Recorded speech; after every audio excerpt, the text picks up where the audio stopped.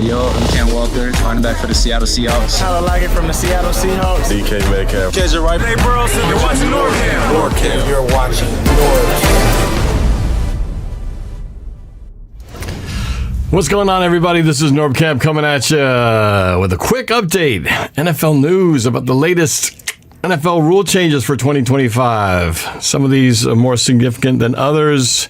I want to break it down. There's a few pretty significant ones that are going to definitely affect the game next year, and a few that I wish they had implemented, but we'll have to see if that changes next time.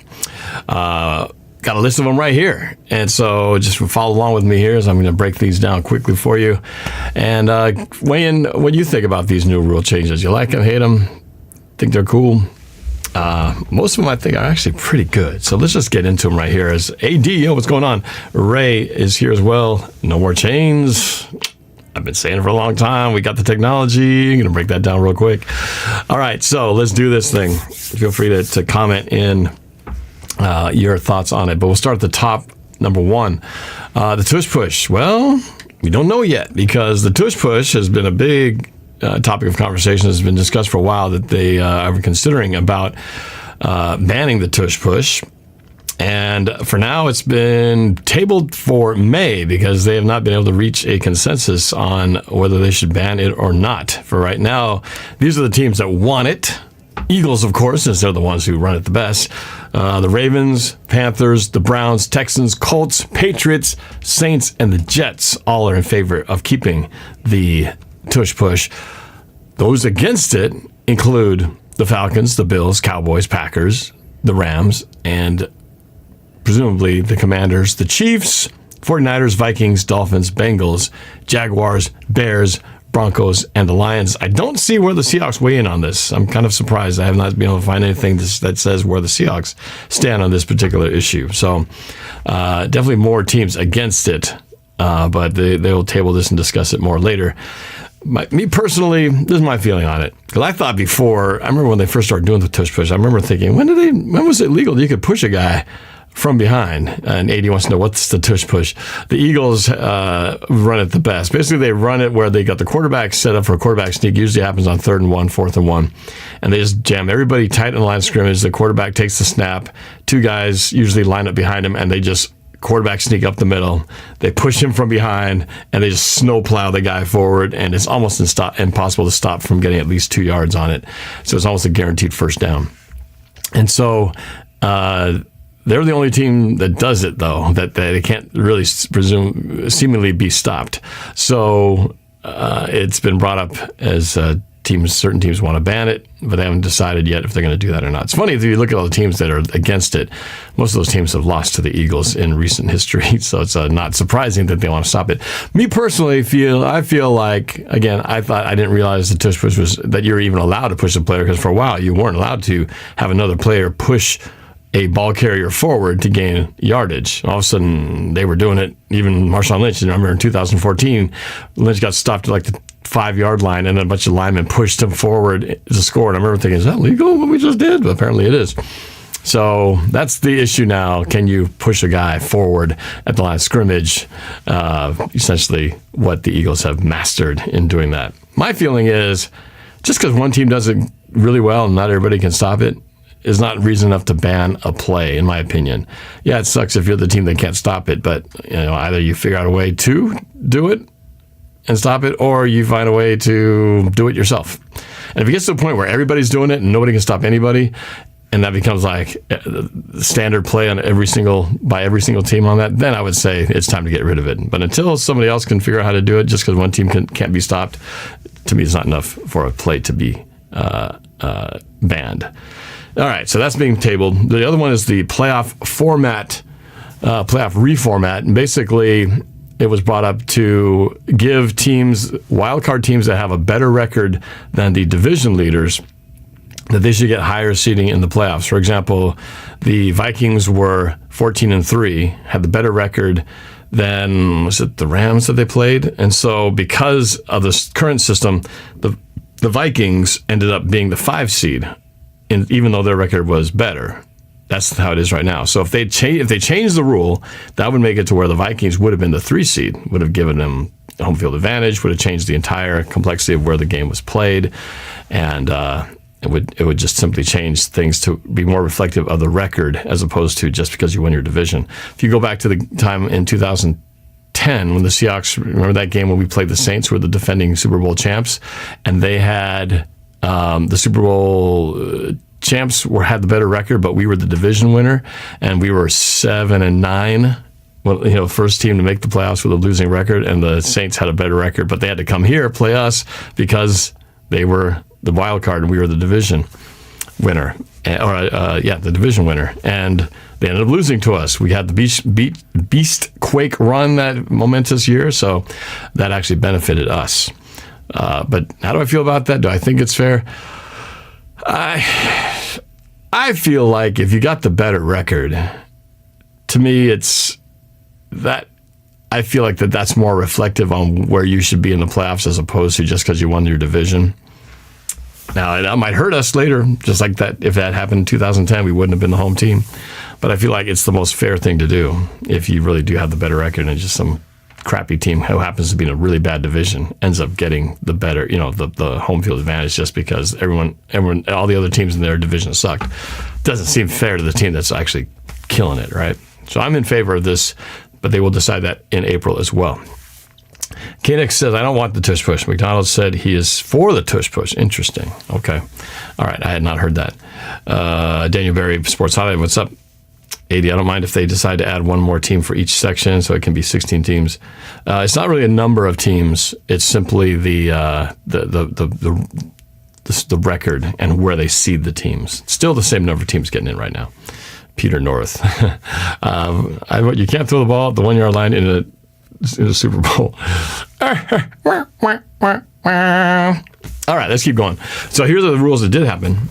The overtime rules, overtime overhaul. So this is actually a good thing, I think. So the playoffs, the overtime rules from the regular season versus the playoffs were different last year. In the playoffs, it was a 15-minute overtime period, and each team was given an opportunity to have the ball even if the other team scored a touchdown. But in regular season, it was not. So now they're making it to where that's kind of more the rule for the regular season as well. So basically, even if your team goes down and scores a touchdown in overtime first, the other team will get an opportunity to possess the ball and try to answer and score as well. But the difference is, instead of 15 minutes like in the playoffs, it'll be a 10-minute overtime period instead of 15. So the chances of a tie are higher because it's a shorter time. But each team now will get a chance to try to score a touchdown. So we won't have any of those situations where a team loses the coin toss and basically never touches the ball. That's the whole reason they did that. So I think that's better. I'm for that. Nothing worse than the chance that your team just loses because of a coin flip. So there's that. That was overtime. The other change is to the touchbacks. Touchbacks are now going to the 35-yard line. So in the effort to try to make kick returns more part of the game, instead of the ball going in the end zone, so the kicking team just kicks it deep into the end zone, it was brought out to the 30-yard line. Now it's going to be brought out to the 35-yard line. So it's more punitive if you kick the ball into the end zone. They're trying to encourage more teams to kick the ball in play so that there'll be more returns and more action. So that's their effort to do it. I don't like this kickoff setup anyway at all, but if we have to do it this way, at least this might encourage more returns, so we might as well do it.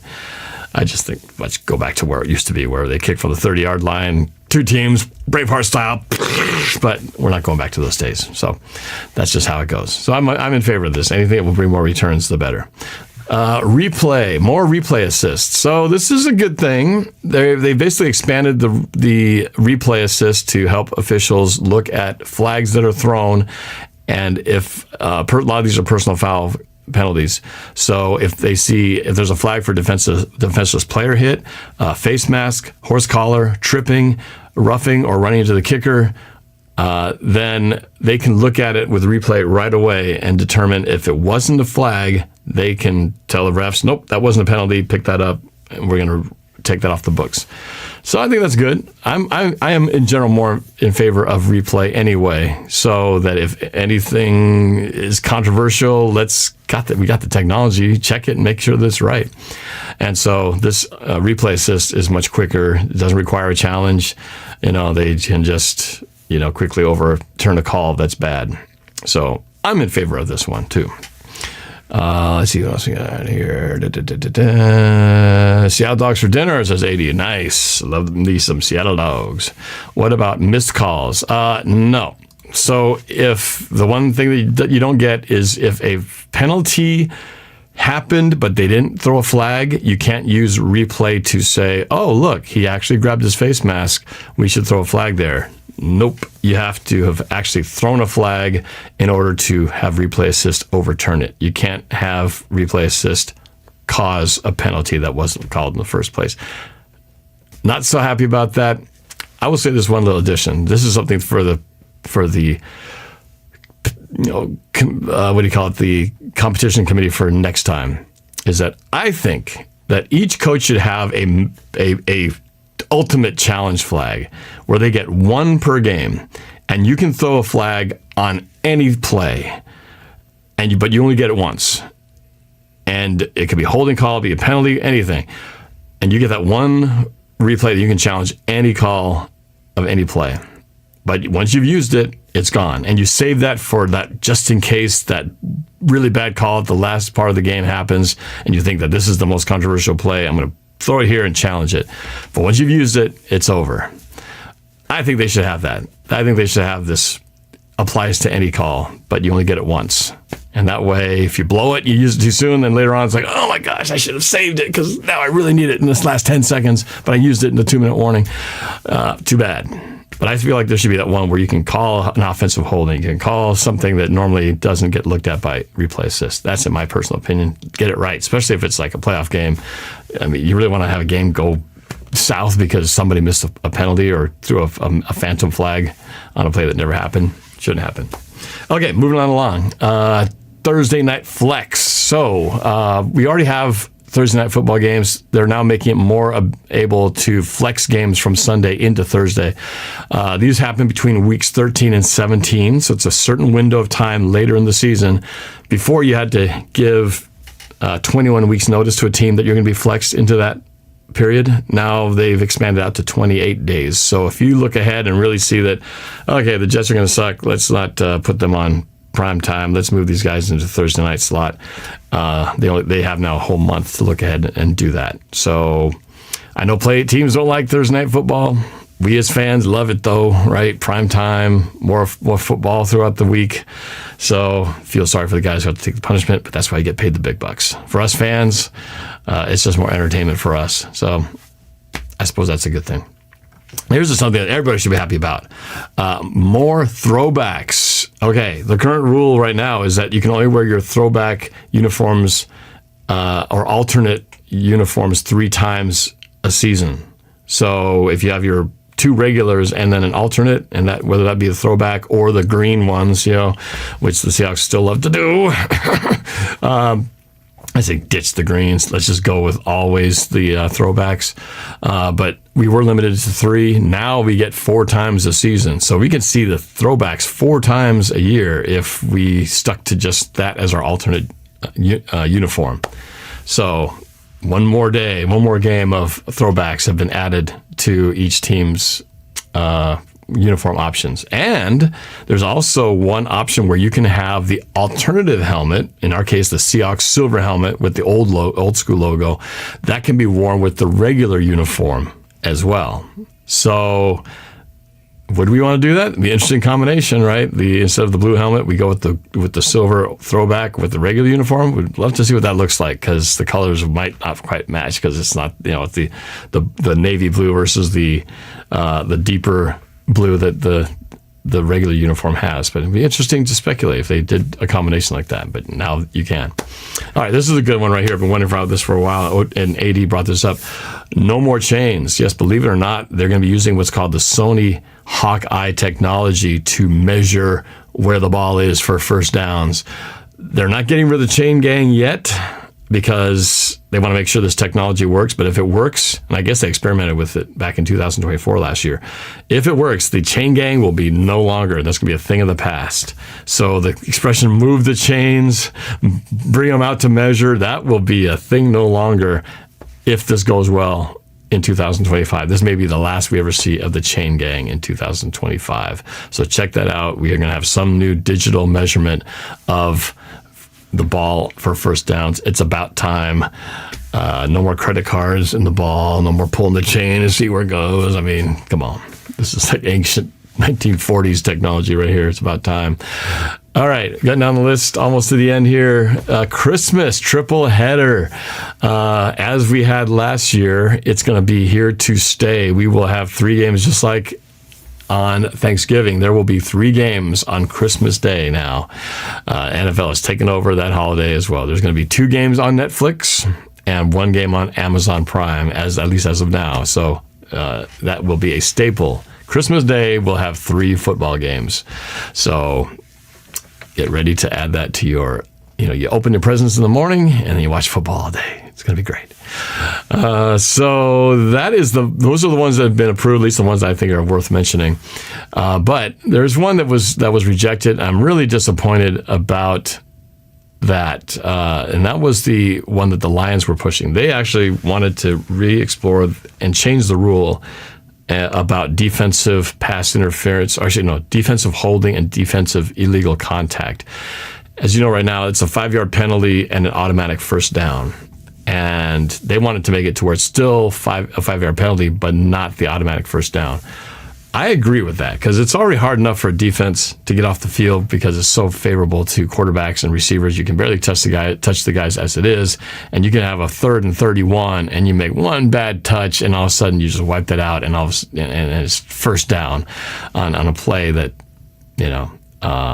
questionable. And again, this isn't even reviewable. So I feel like if you're going to keep the penalty, make that reviewable. If you're not going to make it reviewable, well then let's make that penalty not quite as extreme.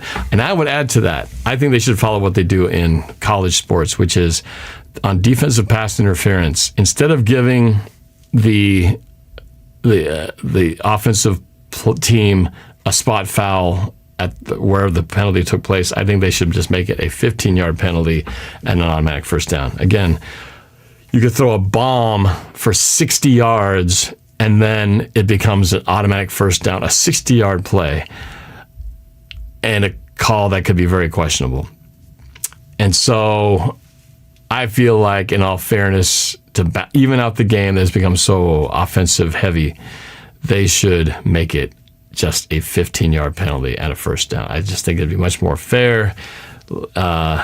Just make it so that you can't just completely turn a game on its head in one play. It's just too much of a penalty, I think. 15 yards on first down is plenty to keep an offensive play, drive going. But to have to, give them, that many yards, if that's what happens, too big. I mean, I love it, of course, when it happens to us, but really it feels a little bit too unfair given what the defense has to work with. Kickoff, how am I doing? I'm doing great. Doing great, man.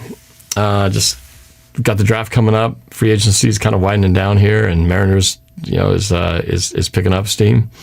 And of course, I got a chance to go to watch the Mariners in their opener, to beating the A's on their first night, watching it from the Root Sports Suite, which was sweet, obviously. It was a great time. And I posted a video showing some of that experience. But, Mariners are... it's kind of like the Mariners with their offense is a little bit like the Seahawks with the offensive line situation. It's like, we know the Mariners are struggling on offense. They should have made some bigger moves, but they didn't. And so what's happening kind of feels like the same thing. Seahawks offensive line, we know we haven't really addressed it, and we feel like if they don't address it, is it really going to look any different than we've seen before? I was listening to a video of a random call-in video that I did back in 2020, like after the Super Bowl. And it's funny just hearing us talk. It was when Shane Waldron was about to come in, and talking about, is DK Metcalf going to have a breakout season? I found myself saying the same things I'm saying now that I have been saying for like the last 4 years. It's pretty funny how you can just regurgitate the same stuff. Oh yeah, new offensive coordinator coming in. DK Metcalf, if he cleans up a few things, and if at the time Russell Wilson just doesn't hold on the ball and he just does more, we have a more balanced offense, and if the line can protect, I think he can really realize his potential. And I realized, man, I've been saying the same thing for like 4 years now.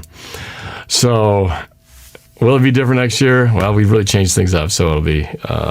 We'll find out whether a new quarterback, Sam Darnold, with new receivers, Cooper Kupp, hopefully some offensive linemen if we draft them, and all the changes with a new system, new outside zone, this whole thing. How much difference will it make? Will we be seeing a different tune than we've been singing for the last 4 or 5 plus years, or am I just going to keep hearing myself on rinse, wash, repeat like I have been for like the last countless years, saying the same stuff that needs to happen to get better? But we shall see. The draft coming up real soon in less than a month, and I'll be bringing it to you, whether I'm actually at the draft party or doing it here. It'll be fun to see what the Seahawks end up doing it when that pick number 18 comes along. But I'm a little, just as I'm getting ready to wrap this up, Ron Payne says, wait, what's going on with Seattle O-line? John said you don't like to pay big money. Yeah, it's pretty well known that Schneider doesn't like to do it. He brought some guys in, but apparently, as they said, just wasn't a fit. So we never made any big offensive line moves in the offseason, free agency. So it's going to come down to the draft and if any other surprise moves happen. But any of the big ones really we weren't in play. Kickoff says, just ban the Tush push, make it easy to stop the Eagles. Yeah, of course it's easy to go against the one team that does it the best, but I don't know. I guess if that was us, I'd be thinking, well, why should we get punished just because we did do something really well? You guys figure out how to stop it or do it yourselves. So I'm still of the mindset of let this thing go and earn it. Stop it. If you can't, if there's the unstoppable play, every unstoppable play has a stop to it, or you just can't beat them, join them, right? If they're doing it so well, you do it. Beat them at their own game if that's such a great play. That's my feeling on it. Aviator. I'm a little late to the party, but are all of these in the list official?